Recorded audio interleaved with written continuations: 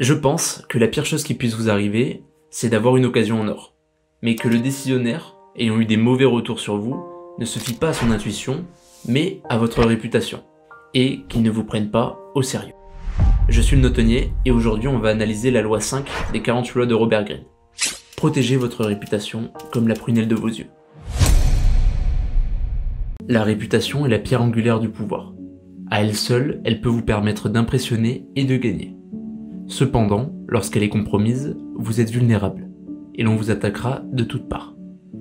Faites en sorte que votre réputation soit toujours impeccable. Soyez vigilant et déjouez les attaques avant qu'elles ne se produisent. En même temps, apprenez à détruire vos ennemis par leur réputation. Ouvrez-y des brèches, puis taisez-vous et laissez faire la meute.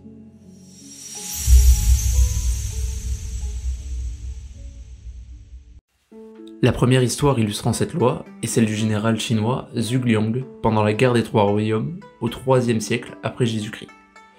Zhuge Liang avait dispersé son armée dans le royaume pendant qu'il se reposait dans un petit village avec une centaine de soldats. Il était paisiblement en train de lire quand les sentinelles sonnèrent l'alarme. Une armée de 150 000 soldats ennemis arrivait sur la ville. Bon, si on résume la situation, on parle d'un mec qui est là avec 300 hommes, et qui voit débarquer 150 000 soldats sur sa terre. Autant vous dire que je prends un petit coup de pression à ce moment-là. Zhuge Liang ordonna à ses hommes de baisser leur drapeau, d'ouvrir toutes les portes de la ville et de se cacher. Il se plaça lui-même de manière très visible, en tenue taoïste, un luth à la main.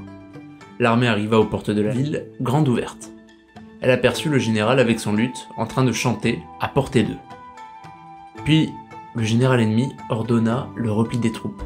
Bon, on est d'accord, c'est sûrement le plus gros coup de bluff de l'humanité. Mais comment cela a pu se produire? Zhuge Liang avait une réputation en fer. Il était connu comme l'homme le plus intelligent de Chine et était surnommé le dragon endormi. Rien que cela. Bon, il avait réussi à créer des agents doubles parmi les espions ennemis, envoyer de faux communiqués pour influencer les décisions adverses. Il était connu pour avoir plus d'un tour dans son sac. Le général adverse, qui avait déjà eu affaire à Zhuge Liang dans le passé, quand il le vit seul dans la ville, avec son luth, ne put croire qu'à un piège, et se retira. Cultiver une réputation vous rendra donc intouchable, même lorsque vous êtes vulnérable. Du côté des films, on pourra prendre l'exemple de Harvey Dent. Sa réputation à elle seule permet de maintenir l'ordre dans Gotham. Dans The Dark Knight, Harvey Dent est le procureur qui a mis la moitié des criminels en prison. Il a la réputation d'être incorruptible et devient rapidement le visage de la justice. Conscient de cela, le Joker le capture étant un piège à Batman. Harvey Dent et sa fiancée, qui est aussi le gros crush de Batman, sont placés dans deux locaux distincts, aux deux extrémités de la ville. Batman est donc dans l'incapacité de sauver les deux et il doit faire un choix. Et Batman décide de sauver son crush. Ouais, entre l'homme le plus important de la ville qui représente la justice et une meuf, il a choisi une meuf. Ça c'est du héros. Mais c'était sans compter sur le fait que le Joker se soit moqué de lui et ait inversé les emplacements. Batman finit donc par sauver Harvey Dent. Enfin, sauver. Parce que avec la tête qu'il a, le mec est pas prêt de se remarier. À peine remis sur pied, Harvey décide donc de faire sa propre justice et est en roue libre complet. Il pose la question pile ou face, tire une pièce et exécute la personne dans 50% des cas. Il finit par menacer le commissaire Gordon de tuer son enfant et Batman doit l'arrêter. Sauf que sa réputation est si importante que si Gotham apprenait la réalité sur Harvey Dent, elle perdrait tout espoir de justice dans la ville. Batman endosse donc les crimes qu'il a commis, permettant à la ville de garder Harvey Dent comme symbole de la justice.